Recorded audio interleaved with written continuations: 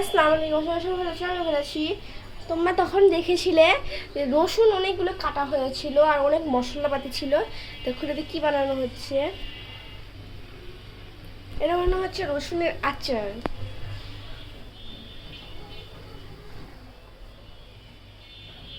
এখানে যে পাতাকপি আর এগুলো তো মশলাপাতি, এগুলো তোমরা চিনোই।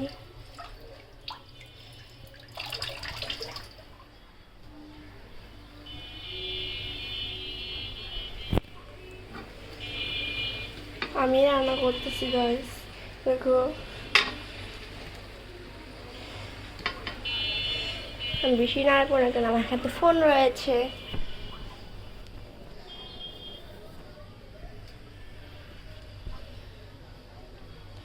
সো স্টার্ট আবার একটু পরে ফিরে আসতেছি। এটা জাস্ট হয়ে নিয়ে তারপর আমি আবার ব্লগ নিয়ে আসতেছি। ততক্ষণ সবাই, আল্লাহ হাফেজ।